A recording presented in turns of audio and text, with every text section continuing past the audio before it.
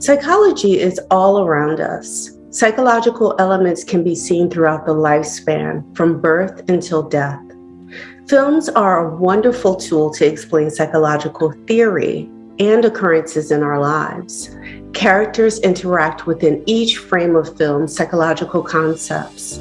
The films we remember most and view multiple times engage us by capturing the presence of these psychological dynamics in an authentic way. Welcome and join me today, Dr. Katherine Marshall Woods, media psychologist and film consultant, and my guest today, Andrés Mejia, with his film, The Echoes We See, on the best psychology in film.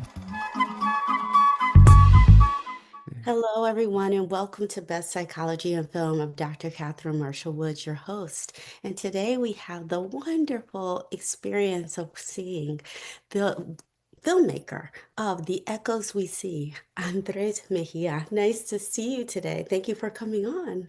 Hey, Dr. Marshall Woods. It's great to be here. Thank you for having me. Of course.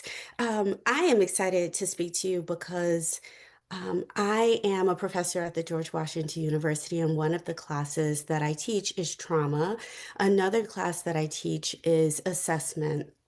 And both of those have an aspect of your film, actually, which actually, I'm not going to tell the audience about your film. Why don't you do the pleasure? Share with Sure. us about the echoes we see. In May of 2023, I directed a short film, The Echoes We See, and it is about a high school student, Zakai, who dissociates during a high school lockdown.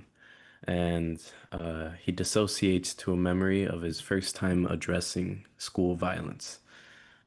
Yeah, and it's a 10-minute drama, you know. Um, little poetic piece about the innocence of any students or victims that go through this kind of horrible situation. Well, why don't we allow the audience to have a moment to get a sneak peek of the film, and then we'll be right back.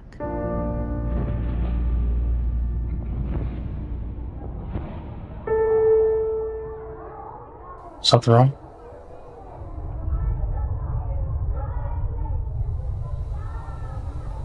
I didn't focus.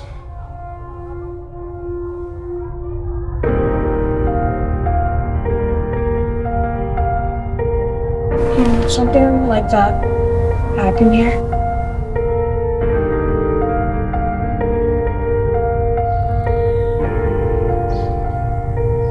We're safe.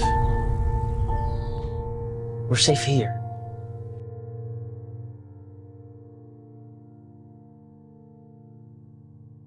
So you engage this film regarding this character who's experiencing the memories of this school shooting that is happening within his community and how he's able to cope with that.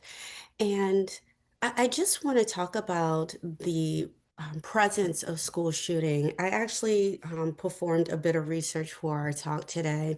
CNN had an article by Alex Lead Matthews Hmm. and his colleagues.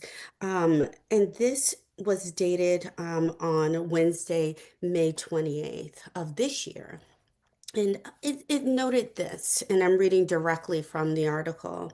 There have been 23 school shootings in the United States so far this year as of May 13th. 15 were on college campuses and 8 were on K through 12 school grounds. The incidents left 9 people dead and at least 33 others victims injured, according to CNN's analysis of events reported by Gun Violence Archive, Education Week, and Everytown of Gun Safety. And CNN noted that they cross-checked these reports of school shootings against school and police accounts and media reports.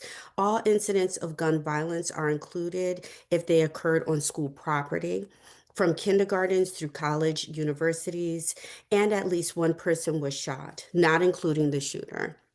Mm. School property includes, but is not limited to, buildings, fields, parking lots, stadiums, and buses. Accidental discharges of firearms are included as long as at least one person is shot, but not if the sole shooter is law enforcement or school security. And I want to highlight this, that in the first year of the pandemic, when schools were closed, there was a major decline in gun violence incidents on school grounds. Since then, recent years saw a stark increase in school shootings with 2021, 2022, 2023, and 2024, all setting records since at least 2008. There were at least 88 incidences in 2024, but 2022 was one of the deadliest years with 47 fatalities, according to CNN's analysis. That year, the shooting of Robb Elementary School, in particular in Texas, where 19 students and two educators were killed and more than a dozen others were injured. Now, as of May 13th this year, the 133rd year of the year, there have been again at least 23 school shootings in the United States, and that was only, half in the year, a quarter of the year, a third Yeah. of the year, excuse me. Yeah, So barely. I, I'm reading all of this is to position ourselves and locate ourselves in how important it is for us to be thinking about the impact of school shootings, the fact that they happen, and the impact on young individuals. And this is what your film is doing. So, can you share a little bit about why you created this film and the importance of telling this particular story? When I made this film, it was post 2022, which was, like you said, the highest year in recent records of school shootings. And that as an educator and also as somebody who was still in college at the time was something um so pressing for me to experience, talk about, and write about ultimately. Um, and you know, just the urgency in which I needed to tell this story and bring people back to the reality that these aren't just numbers. These aren't just echoes of lives. These are true lives that need to be treated and seen as as a priority in our systems. Because there's a lot in our system that kind of fails us, whether it's on a safety level or a mental wellness level. Um, and that needs to be readdressed and not politicized or just disregarded. Agreed. This is a very heartfelt story. And what we get to see is really how someone is hearing this event happening and how they again cope. And one of the ways that your character copes is going back into a place of safety in their mind, which we would consider psychologically is an act of dissociation, Mhm. is the act of calling upon a previous time and going back there and really feeling like they're in that space in order to feel safe and not necessarily be present and privy to what is happening in the present time. Yeah. Many people have a lot of feelings about that word dissociation. Many people think about like dissociative identity disorder. They think about which used to be called multiple personality disorder, and they think about it in such a pathological way Mm. that rather than dissociation is very much on a continuum that we do that in order to protect our psyche during those Yeah. times. Can you share a little bit about why or what brought you to actually use that defense mechanism in particular to include with this character?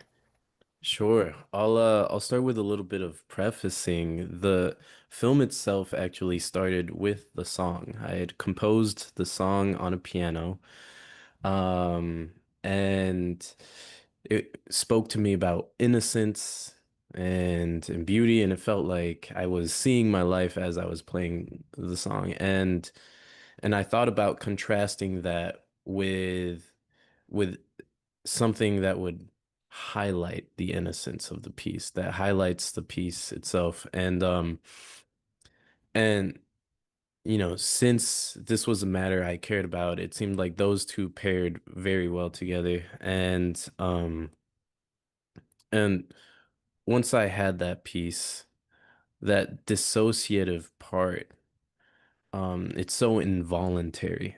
And it happens to this character who's in this situation, and they think back to years ago when they were in a piano lesson and they'd heard about a school shooting, and it was on their minds, and they asked their piano instructor, what's are we in any danger here?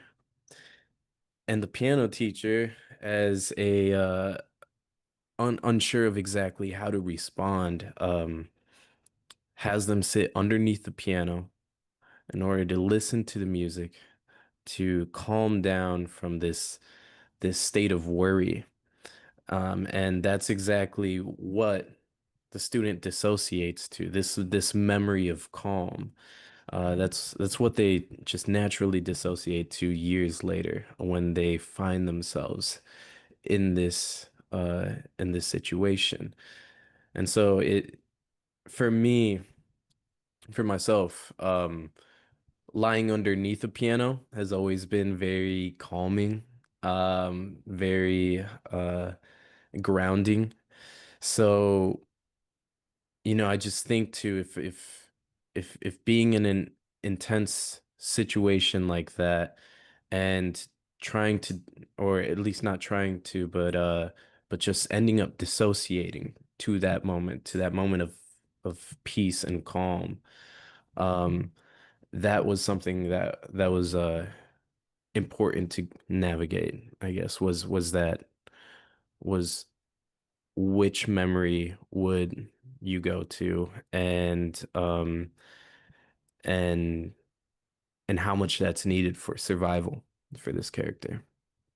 Yeah.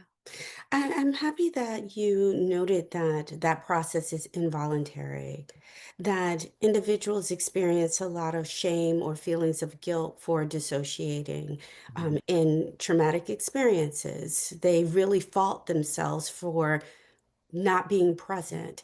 They fault themselves for the lack of memory that comes as a result. Because if you are in the time and place of a memory, you're not in that present time. So when people say, "What happened?" and you don't have a memory of it, this is why, because you were in that place of your psychic safety.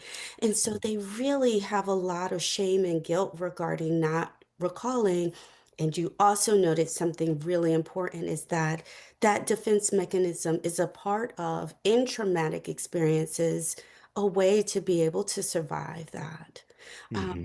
And so it's a way that our body and our minds take care of us. Um, so I did think that it was beautiful that you used it in that capacity. Thank you. Yeah, it was important to get down the acting, like the performance of that too. So working with my actors was interesting. When I cast the high school version of Zakai, um, I was looking for someone who could display physical acting, um, on a intense and also subdued range. So, the actor Josh Allen, uh, I saw him in a play, and I saw him in Be More Chill. And he did an incredible performance in that, and it was very physical and emotional. And he brings that and dials it to a level that's subtle, that's very introspective, that he's, almost revisiting this moment. And you can see the expression on his face. It's just like this moment of calm that kind of overtakes him. Once he realizes he's in this memory again, it's that complete moment of almost serenity, which is so strange to have in a moment of such, present danger. Yes. Well, we will be right back after a break, and we will certainly talk more about the echoes we see. We'll be right back.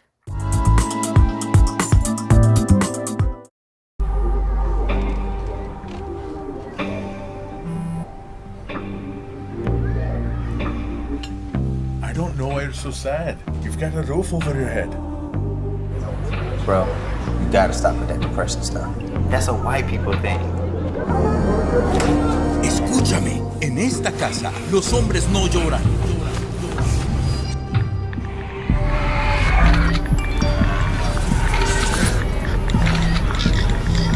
You alright? It just feels like it's coming from everywhere. Do you want to talk about it? Thanks for hearing me out, bro. Appreciate it. You can talk to me if you're feeling sad. Whenever you need to talk, I'm here, okay?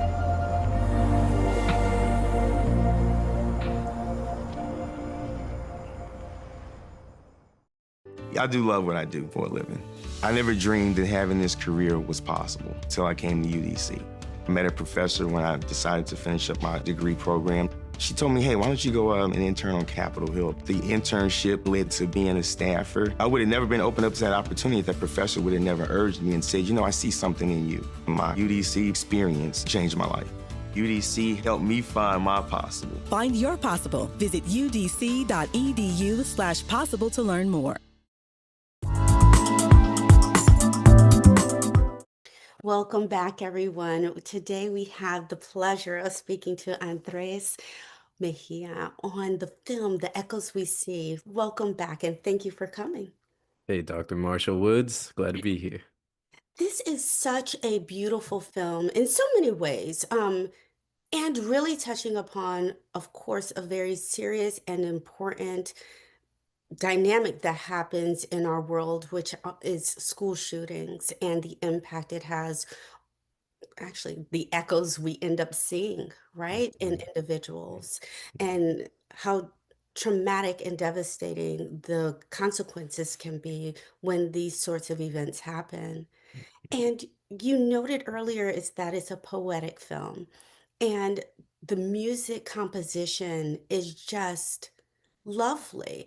I mean, it really highlights the beauty in what can happen when a person dissociates and how safe that can feel and how welcoming that defense can be. I'm wondering if you can just share with us a little bit about the inspiration of the music. You noted you composed the song. Yeah. Tell us a little bit about that background. Well, I composed a song. And I grew up playing piano. I think when I was 7 years old is about when I started. And lying underneath a piano is a very underrated experience to have. Just because you're surrounded by the acoustics of this natural instrument and the vibrations of the wood, they're almost magical. They can send you anywhere. So for myself, when I was composing the piece, um, there are a couple moments in the movement itself where it just lays still and lets you sit and lets the sound just ring in your ears for a moment, almost like it just surrounds your head. Um, and those from a sound design perspective too, um, those were really important parts to keep in the film. Um, and eventually the music kind of swells into or kind of on the side of orchestral, where more instruments come in, and this is when the dissociation is almost like taking on it's just complete. And the memories, the beauty of what's happening in front of Sakai is just so consuming. And that kind of pairs with the music that it just becomes this grand kind of piece for the for the apex, the climax of the song itself. And that to me was fun, was working with that almost as its own plot mountain, um, and really judging the momentum of of the film and of the editing on the piece first. It was a very unique and interesting experience. Yeah. In the way that you described the love of the music, I am hopeful that that alone will sell individuals to want to see this. Yeah. Yeah. I've had a lot of people be like, "Wait, you wrote that?" Um, and like, "Oh my gosh, that was so good." I'm not a great piano player, but I think what I guess resonates with people is just how very intimate and I do lose myself in the piano p pieces. And so I guess that came across, and if you watch the film, you'll be able to hear that for yourself too. Yes, the song itself feels very brings the audience to feel like this is a very personal experience for this character. Mm, Come to mind just because of the tones and tempo that you mhm, created at certain points and the dissonance that this song has from the experience of what they are actually in. mhm, The song has a playfulness to it that does not exist in the seriousness of their current experience. So it creates such a contrasting tension for this character that I think the film I feel like would be wonderful silent. You would get what you would need from it Yeah. being silent, Mhm, but the audience would not be able to be pulled in to who this character has been before this trauma mhm, is happening as much mhm. without it. Yeah, I agree. Um, we're gonna do a hard switch here because right now we're talking about the beauty of this film Okay. in some Yeah. ways. Yeah, no problem. And you noted that school shootings, doesn't have to be politicized and things of sort.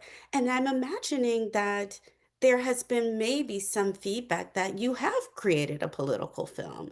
Yeah. Is it doesn't sound like that was your goal, but how do you feel that this film does add to political thoughts and certainly controversies and things of sort? Sure. I created this film with the intention of sparking discussion afterwards. And so the switch of going from talking to the beauty of life to talking to the present danger of certain, aspects of life is very real. Um, for for the politicization of this film, or I guess the political aspect of this film, um, I don't necessarily have, a solution. And I go into it by in that way to let the film speak for itself, and to let people be brought back to the humanity that's lost in actions like this.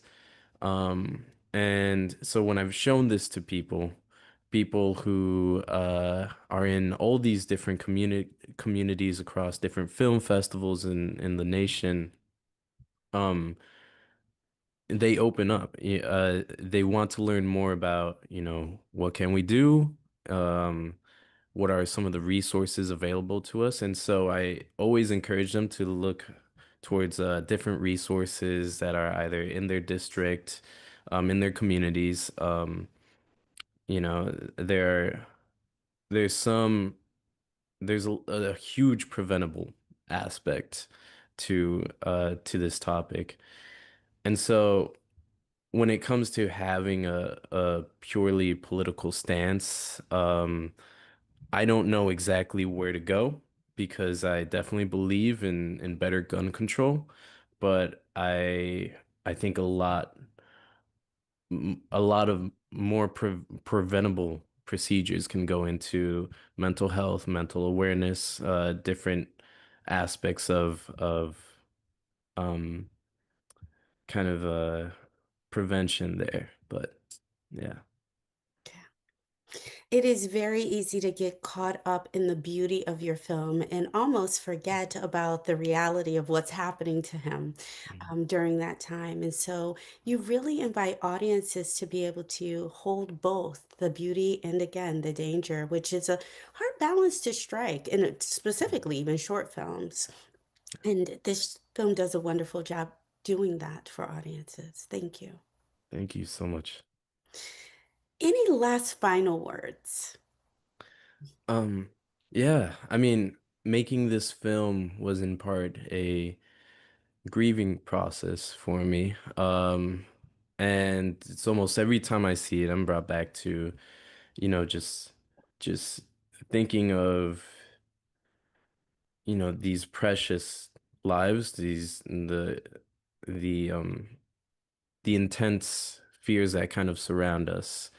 Um, and they're hard to see a lot of the times because we pack our days up. But I hope that people can find a sense of peace in their life, wherever that is, and uh that if you watch this film, you take away the importance of peace and that everybody should have that. And so do whatever you can in your communities to help, you know, um, bring that forward. Thank you. Thank you. Thank you for this work. I am hopeful that audiences are able to see this film. It really puts into perspective how individuals feel within that time and space. And again, what may be needed in order to cope.